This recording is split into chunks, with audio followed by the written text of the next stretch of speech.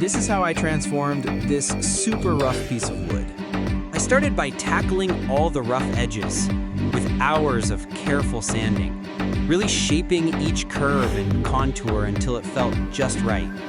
Once all that sanding dust finally settled, it was time to prep the workspace for the magic touch.